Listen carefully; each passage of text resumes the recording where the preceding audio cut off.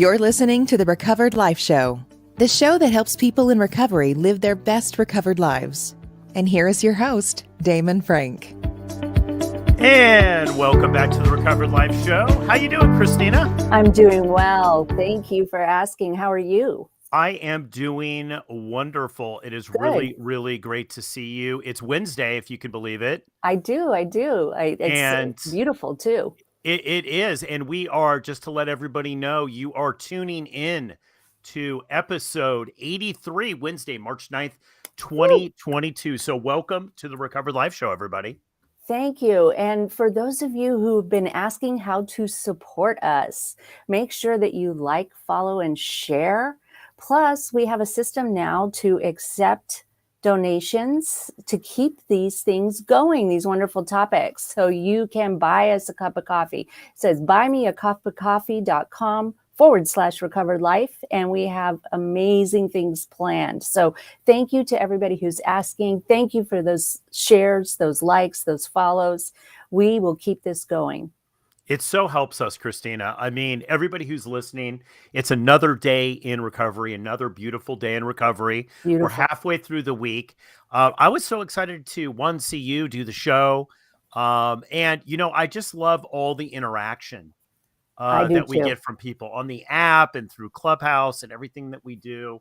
This has really turned out to be a lot of fun. I really look forward to it. It really is. And I think that the things that we are bringing to the surface, talking about recovery, taking the stigma away from it, discussing it, it's very important. So thank you for starting the show, and thank you for inviting me to be your co-host. Well, this has been a lot of fun, and we've gone live now for several weeks. And look, we even got up, and I think we even made it within a couple of minutes today. We would have done it. Yep, yeah. We would have been 8, a little. So we always say we go live on or about Monday, Wednesday, and Friday at 8 a.m. Pacific. And so we join you every day. We've got a great show for you today, guys. It's really an educational show because we're going to dive into some news topics that are out there and also some research. So hold tight. We've got 2 amazing segments here of the Recovered Life Show. Now, Kristina, you brought this to my attention. I did. This first thing, and you sent me a text on this, and I was looking at it, Blew my and mind. I got to tell you, I did not know how to pronounce this word. I'm going with Nitazenes. That's what I'm going. I tried to find out how to pronounce it, but I, called some medical professionals. That's why we're reporting on it, because most people are not familiar with that. They're familiar with fentanyl, but Nitazenes and carfentanil, do you remember how to say that one? Carfentanil. Carfentanil. Yeah. And I had not heard of these, and I wanted people to see that. This is a synthetic opiate that was invented 60 years ago, and it was basically trying to find a replacement for morphine for pain, but it is not approved. In fact, one of the medical professionals in this article from US News, and I found several articles on this. I mean, this news article came out February 17th, 2022. So this is fresh news. Some of them said there's literally no medical use for it. Some articles said 20 times more powerful than fentanyl. Some said 40 times more powerful than fentanyl. Yeah. And they're finding it on the streets now. They're finding it. They found it in 5 different states. So that's something to watch out for. California, Iowa, Louisiana, New Jersey, New York, and Pennsylvania. And I think that we also found out it's in Washington. Yeah. And this is a crazy thing. For those of you that are watching this on the live stream or replay of this, I brought up the US News article, and this was crazy. Like I had heard about opioid addiction, obviously, of course. And look, we come across, you're in the coaching world, and if you're in the recovery world at all, you're going to come across people that have been addicted to opioids. So this is nothing new. Like I think all the way through the last, I would say, 10 years. There's been an increasing people that have joined the recovery movement that just were opioid addicts, right? They were. But this is crazy. Like when you go into this article and about that, it has no legitimate medical use, because opioids actually do have, for people who don't have addiction problems, have use, in the civilian world. right. as I would say. But this was so crazy how addictive, not only addictive this was, but how deadly this was. That's the scary part. So with people that are, in the throes of addiction, they are IV users, we know that there's been a huge transfer from opiates, which were medically prescribed, started off very innocently to take care of pain. I know this story isn't about it, but we do know that there were definitely liberties taken in the description of opiates to patients, not realizing it was addictive. And then they found themselves dry, their source was dried up, and they started moving over to heroin, right? Because heroin was cheaper than actually finding pills. And now we know, and there's been a lot of discussion. I think we discussed this on Monday about how many deaths have happened. It's up 40% in some states of people that are going after something that is dangerous but not deadly, and finding out that it's been laced with something that's incredibly deadly, like fentanyl. And now this one, 20 to 40 times more powerful, and they're finding it. And so I think it's important to share it because of harm reduction and trying to save lives. Yeah, it just seems like sometimes I look at the news about addiction, and sometimes it just seems worse and worse and worse. It gets worse, like the drugs become more deadly. And I think the thing that gets me about the opioid thing and the fentanyl thing is that the amounts of it. Yes. So people could be not understanding what they're actually taking.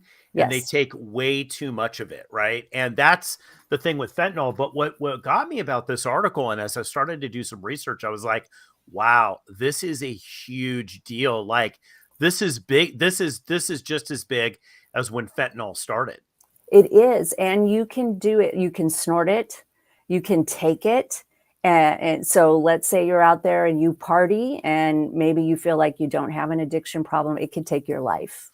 And the reason why we're bringing this is we have a lot of new people that are getting into recovery, and, maybe they're relapsing and they're not, they're not really understanding that. That, and then they gateway into something else. And the other reason that I want to do this too is that, so many people that are living in active recovery, that have lived in active recovery for decades, have family members and kids and stuff that are, going to college. I talked with this kid that he's not a kid. I mean, he's in his early 20s, and he was talking about how ketamine, that, people were taking ketamine on campus, which is absolutely like a veterinary tranquilizer, right? Well, and I was like, you got to be kidding me.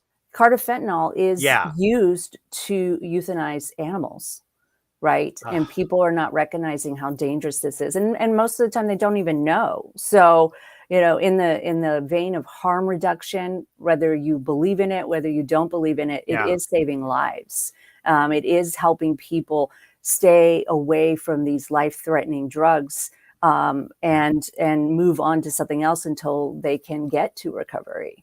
Well, when we were talking, I said, when I started to do some research, and I want to play a little clip from a Washington State TV station, which we'll give the credit to after you see the clip here, about how prevalent this is now, this opioid addiction, in Seattle, and about the amount of deaths and overdoses on the street that are going on. I mean, when you watch this, it was shocking, right? I mean, well, and it's not just relegated to the streets either. We hear about one or two people, a young college student loses his life, or she loses her life because she didn't expect it. We had that happen here in Newport Beach, where, there were 5 people. One girl went home and decided she didn't want to do. All 4 of the others died.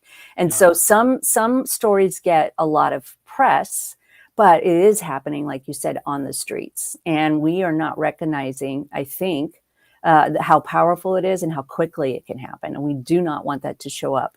Yeah, I think awareness is the first the first step here. So let's roll this clip, because I think this is a really good clip, because this is actually someone who's been fighting this benzodiazepine and the nitazene addiction. So I'm gonna roll this clip right now that was taken from a Washington TV station. Great. This alley to me has been home for a very long time. because it's where I slept. Ash Mako knows the underbelly of drug addiction. It is hard to see someone go from near death to breathing. Good timing. And Narcan, the opioid reversal drug, helped him to save a man's life, but it's even more personal. I carry Narcan with me because I myself have been revived with it, and if I wasn't, I'd be dead. Ash OD'd on opioid pain pills. Every day, 2 people in our state overdose on opioids, and now a new threat, carfentanil. When you heard about the carfentanil in the syringe, what was your reaction? Do you remember? I was like, oh, crap. Caleb Bantagreen is a researcher and scientist at UW's Alcohol and Drug Abuse Institute. It's even that much more strong than fentanyl.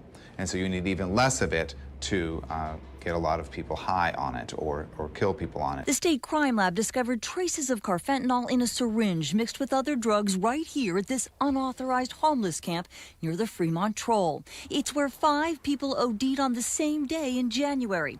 We still don't know yet if that carfentanil is connected to those 5 overdoses, but the health department raised the red flag about it in this blog post, calling it deadly but rare in our state. With these newer synthetic opioids we think are mostly coming in from China, they're so potent you just have to ship a little bit. In short, it's here because it's profitable. Carfentanil is used for large animals, not for human beings. It's not safe for human beings. Bantagreen says users don't know what they're getting. It's sold as a white powder substance or in pill form. We've been hearing about big increases in fentanyl and other fentanyl-related drugs from the East Coast and the Midwest for several years. 6 overdose deaths in Maryland were linked to carfentanil in 2017. In that blog post about carfentanil in Seattle, this advice: if you do illicit drugs, don't use alone and always carry Narcan.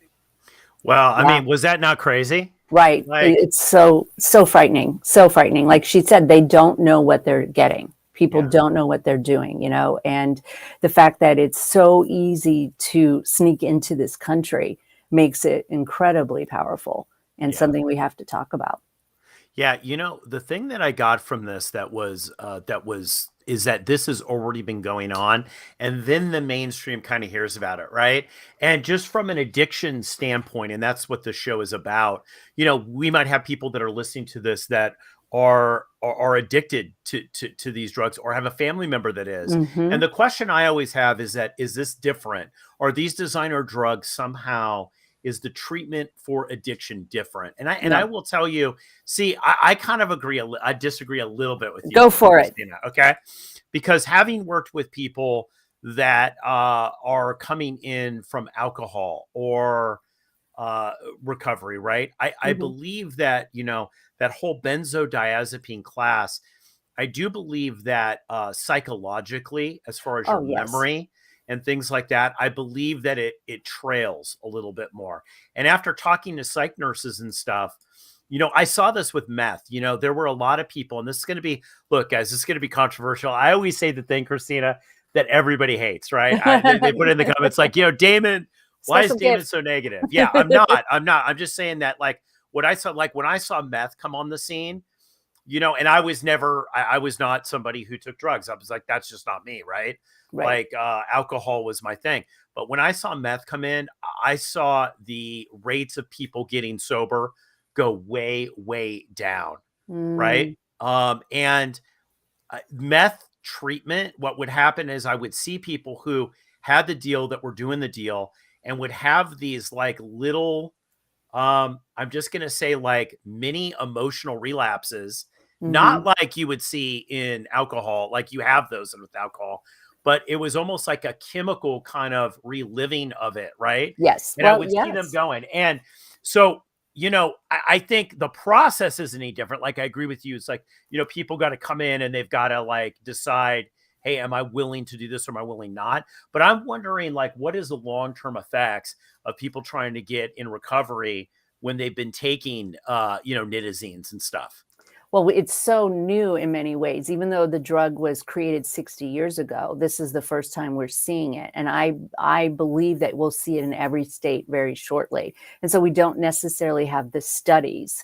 A lot of times we talk about the quick concern, but we have no idea. I mean, as an interventionist, the treatment is the same, but each one of these drugs, including alcohol is still responsible for the most deaths when you are trying to recover. You have to do it with medical supervision. And Mm-hmm. that's why I bring up harm reduction. And I know harm reduction is controversial, but you have to make your road in recovery a little wider at first and continue to make it narrow. And we need to have medical help when getting rid of these drugs. We need to have not only actual physical help, we need behavioral help.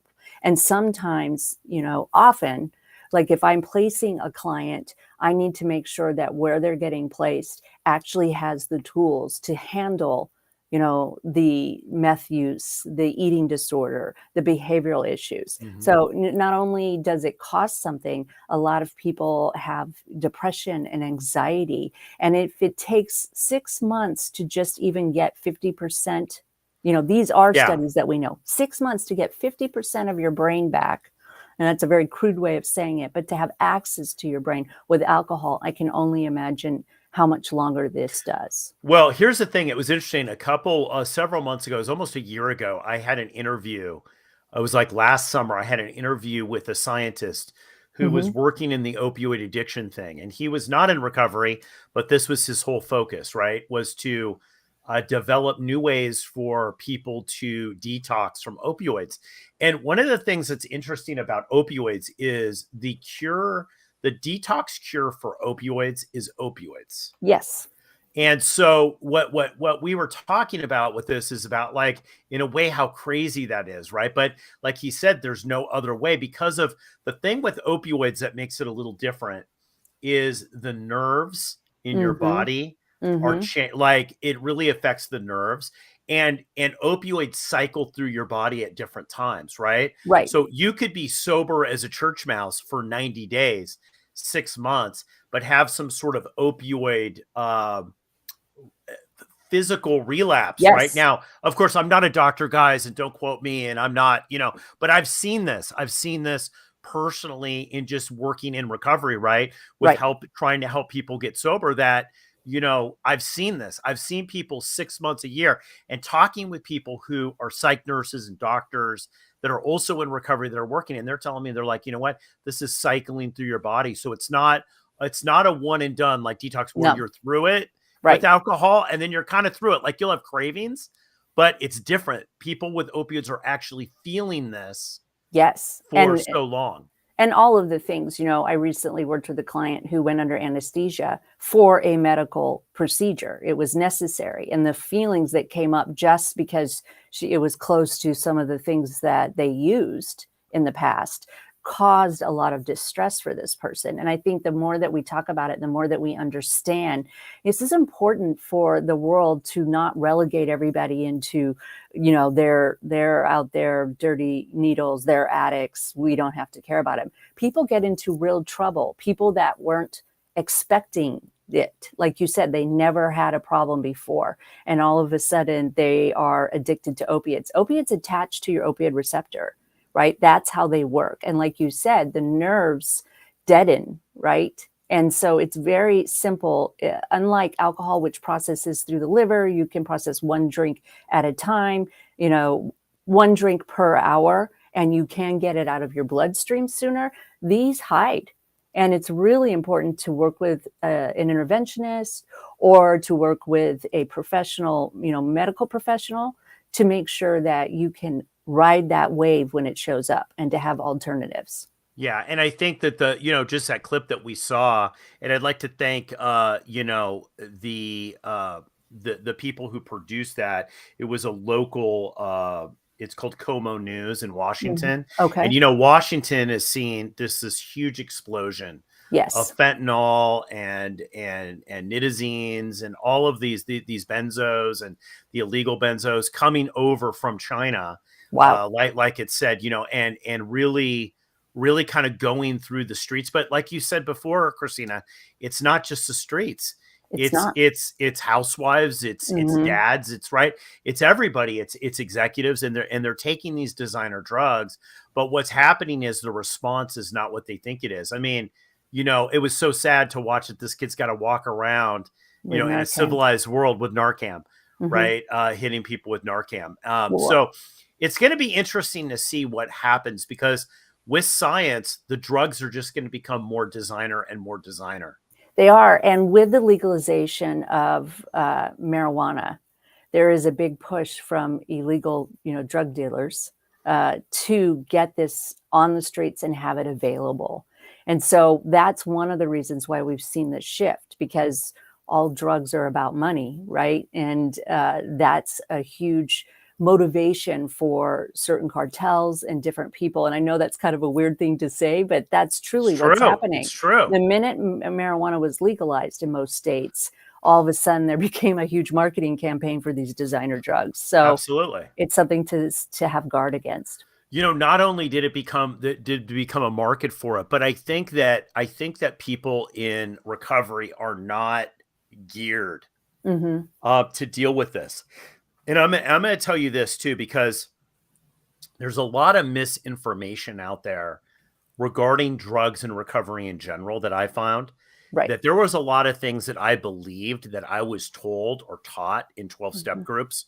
And I love 12. I don't want the comments that I hate 12. I love. He loves 12 steps. He loves it. I do. Kristina knows me personally, and I'm big on that. But there's a lot of misinformation on it, Kristina. There is. And I've heard things, and and I actually believe things like, I've heard things like, hey, I'm, I don't want to be graphic, but I know people who, you're going to have to take a drug. If you get sober like me in your 20s, you're going to have to take some sort of anesthesia or drug in your lifetime. You're going to have a surgery. The emergency is going to have to happen. Something will happen where you have to do this, even like colonoscopy. I don't want to be rude, but I've heard people say, don't take a drug for that at all. But they come in for alcohol and they've been sober for years. Like, there's a lot of misinformation. A lot of black and white thinking. A lot of black and white thinking. Yeah. Well, this is the cult mentality. And again, I'm going to get myself in trouble, but this is the cult mentality of a bunch of people running around, not really knowing what they're talking about, True. And and you could go further and talk about, when I first, because you and I got sober both in the 90s, there was a lot of discussion against medications that perhaps help people. I am much more open these days than I was for ADHD medication or antidepressants. And I remember that being a big no-no originally. And there are definite cases in which an antidepressant is important. It's important to have that during certain parts of our lives. As a mom of a special needs child, I definitely have had to utilize that option to be able to show up for him. And I know that there was a little bit of shame attached to it. And I fully believe that there shouldn't be. Well, you know what? I got to tell you, it's the wrong conversation that people are having in the recovery community. They're having this abstinence conversation that doesn't apply. Like, if I fall down and break my leg and they have to give me anesthesia, I have not relapsed, right? Like, no, not and at all. There are people, by the way, and I'm just, and this might be shocking to some people that are listening. There are some people that believe, well, you have relapsed because you died. And it's absolutely ridiculous in my opinion. And you know what? And there's a lot, and I've seen people die that have had mental health issues. I've seen people literally get wiped out because they've believed this. Now, at the same time, I've seen medical abuse, of course, in 12 steps where they've said, you're this ism, you're that ism, and they load people up with drugs before they actually have an ability to get sober. I've known people who are diagnosed schizophrenic, that have been diagnosed bipolar, that have been diagnosed with 5 other things, but actually after they got sober, they were fine. Right. They were none of these things, but the doctor had no idea how to deal with it. So they just throw drugs at it and they walk away. Right. So it's an educational thing. And I think as this goes on, that's why we're doing the show. Partially. Exactly. Like, we know that, like, there's funner things. We could talk about resentments or something like that. That's so fun. And we do in some episodes, right? We do in some episodes. But the fact of the matter is that these are things that really take people out in recovery, not having these conversations. Absolutely. Not having these conversations. And that's what absolutely we have to, because the thing is that the drugs are only going to get more designer. The application in the medical world, like what you're able to do medically and what you're not able to do medically, has changed. right? You don't have a choice to do certain things anymore, right? Like, so the thing is I think the more that we focus and bring light to this issue, the better off we're going to be. Absolutely. We need to do it with our children too. Yes. Oh, yes. And that's why we're doing this. It's because not necessarily the person who's listening, but the niece and nephew or the kids or the family member, right? Or friend that's going through this. Well, Kristina, a phenomenal episode. We've got much more show ahead. But first I wanted to tell everybody about an exciting free gift that the Recovered Life has for you. And it is, if you're listening to this right now and you listen to us talk about recovery and you hear us talking about codependency, Kristina, which you're an expert at. Yes. Right. If you're in one of our clubhouse rooms and you're saying, you know what is this all about? Like, I just don't understand what this is all about. There's a lot of people in recovery that are like this. Kristina and I put together this really amazing free gift for everybody that you can get right now. And when I'm saying it's free, it's 100% free. There's no trick. There's nothing. You can watch it, start the journey 100% for free. It's called Can't Say No. It's a free 3-day challenge. And if this is for anybody who's an over volunteer, if you're over volunteering, Kristina, and you're constantly the person that has to bring the cake to the party, if you are overwhelmed constantly, if you're always the go-to person that has to solve everything in your family, if you are feeling just worn out and tired, you take every request on, that might be a sign of a codependency issue. And we're telling you, take this free 3-day challenge. You can get it every day. Kristina delivers a personal video to you, and it walks you through some basic core boundary issues that you can, and techniques that you can apply. And you know what? Even I've never, like you say, Kristina, you've never seen anybody who's come into a 12-step program that doesn't have some sort of codependency issue, right? Not one. Not yep. one. So if this is you, do this for free. I'm telling you, this is going to change your life. recoveredlife.us/can't say no. That's recoveredlife.us/can't say no. So after the break, we're going to come back with another amazing segment. So hold tight. We'll see you in a couple of minutes.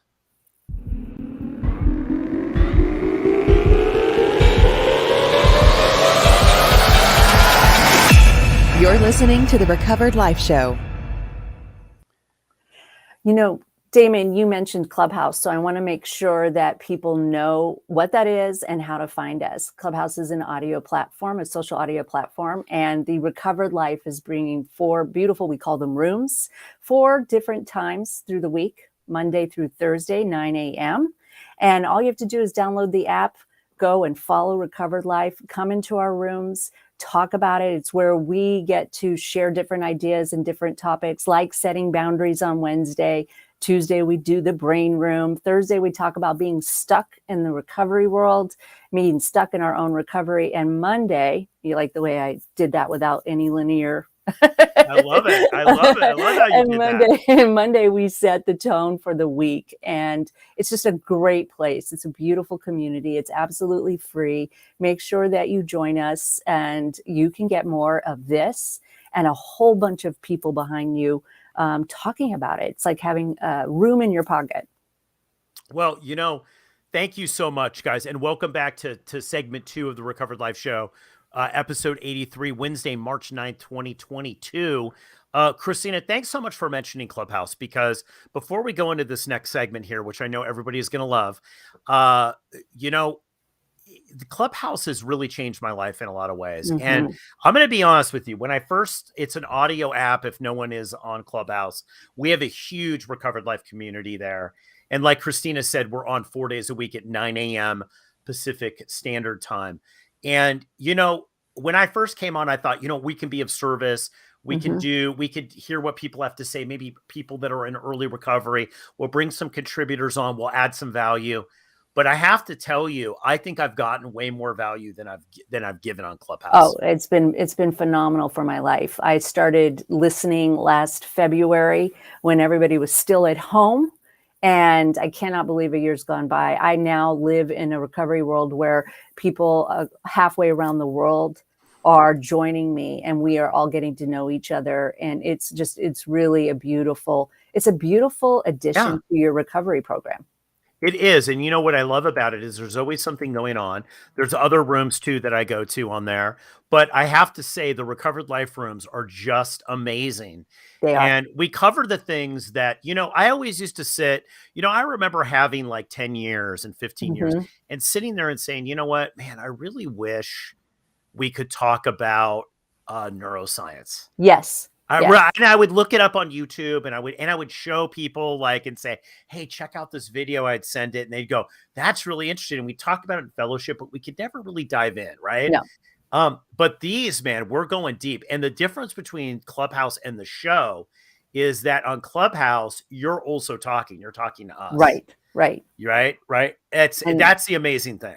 Yeah, I've met so many beautiful people. And, one of the reasons why I love 12-Step Group is because of the fellowship, is because I get to walk through recovery. And this is just, like I said, a big bonus to my recovery program. Yeah, exactly. And so, guys, you can join us there. All you have to do is go to recoveredlife.us. And if you're not a member of Recovered Life, you can join for free the community. And we have a little event calendar that will prompt you on everything that you're interested in. If you're interested in neuroscience, all that stuff, you can just click on it. So we're going to go back to the show now. We're not going to shamelessly plug anymore, but we're doing it because it has a lot of value for people. It does. Right? It's really crazy.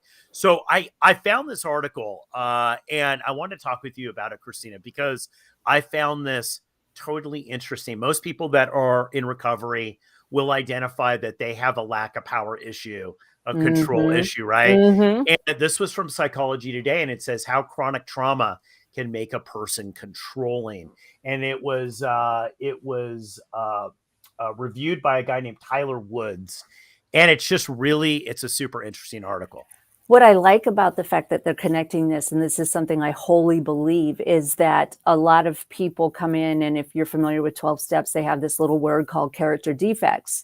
And I, for a long time, have felt like those are actually survival skills, and they are a trauma response. And I know that you did a show with a neuroscientist, Stacey Danford, about character defects and trauma.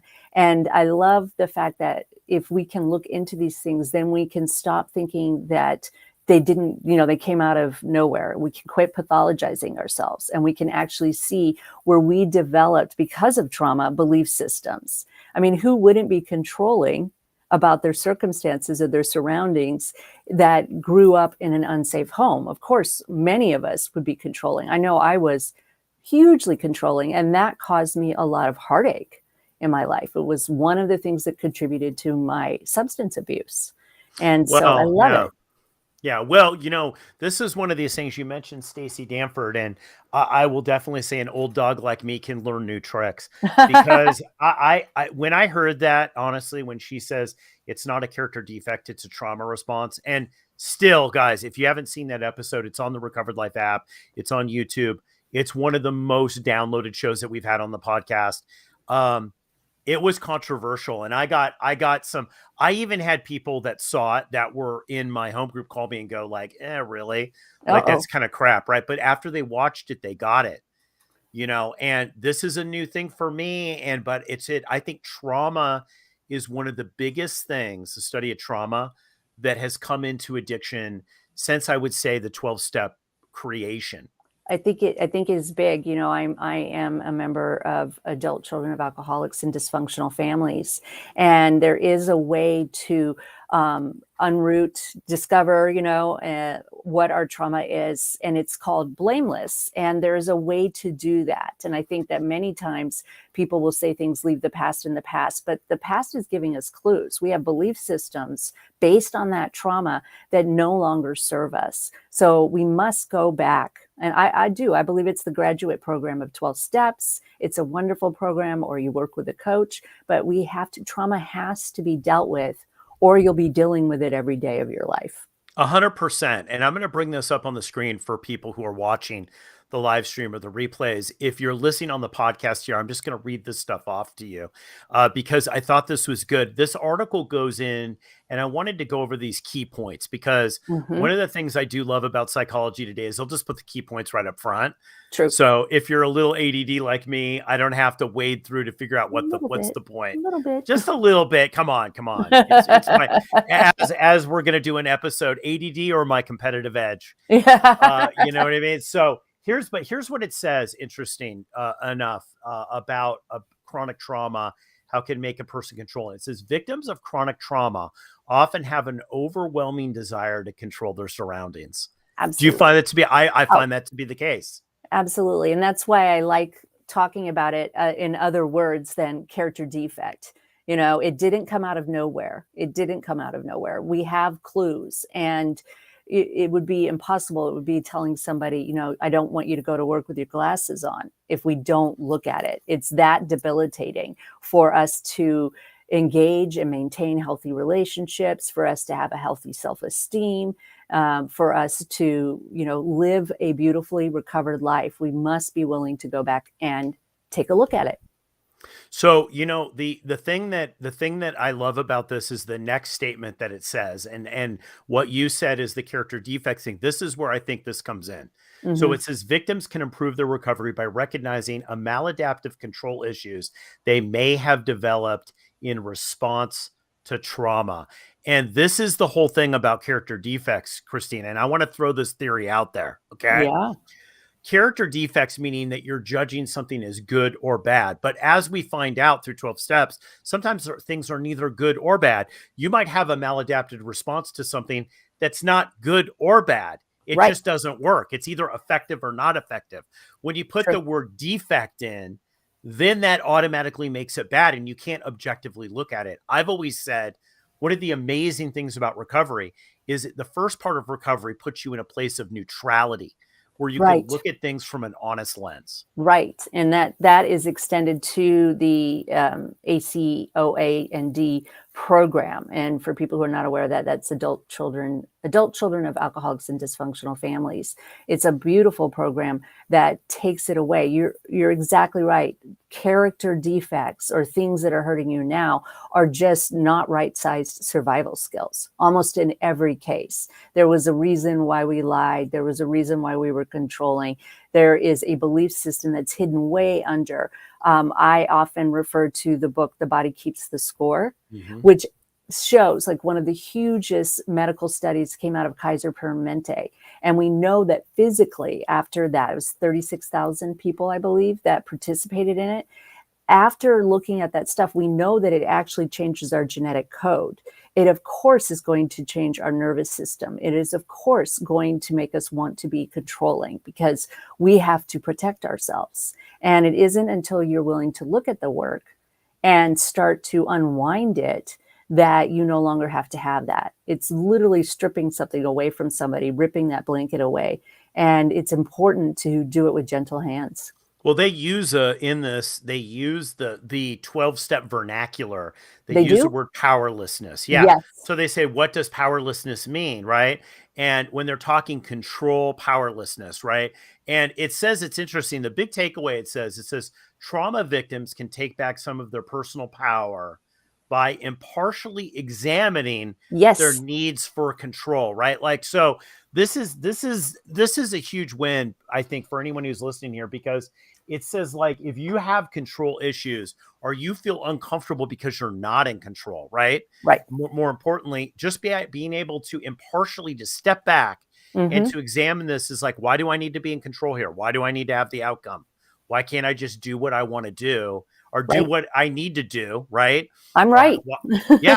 I don't need to be right. I don't need to be. Now, what's so interesting with this is I heard this from the very first week in recovery. What's that? Right. Well, these sayings like, just relax. You don't have to be in control. But now, 30 years later, you know, they've been saying them for decades. 30 years later, now we have doctors that are saying, hey, you know what? This might be a trauma response. And how you do it is just impartially let go. It absolutely is. You know, the things that were discovered through the 12 steps 80 years ago, we are now getting scientific data backing it up. Absolutely. I love that part of addiction and realizing that, wow, this is really one of the, most miraculous invention of all time on how to deal with your addiction. And, I think that 100 years from now, people will look back and say, wow, how did they figure that out? That was the way to heal. How did they figure out how to overcome addiction? And there are many different programs out there. Most of them have some kind of component, though, around this. Because if you don't heal the trauma, you will be holding your breath for the rest of your life. And that's a terrible state to be in. Well, look, this is the big science. I think this is the big science thing that's happened in the last 100 years. Mm-hmm. I would say definitely 50 is this thing about trauma, this trauma response.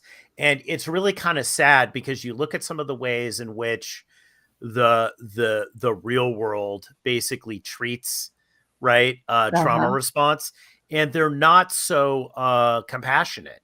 No. And there's a big, like, why can't you just get over it? And, Yes. like, why do you keep doing this? And this also, I think, explains a lot why a lot of people who have gotten into recovery that become obsessive compulsive, that have issues like that, right? Like, because that's really what it is. It's this patterning of this trauma response. It's going over and over and over and over. So painful. And when there's freedom for everyone in this area. I mean, there's so many different things that we can heal trauma. There was for a lot of times people felt that PTSD was permanent. And now we understand that it's actually can be shrink as much as 80% through EMDR, through personal reflection, through all kinds of different modalities. There is so much help out there for you.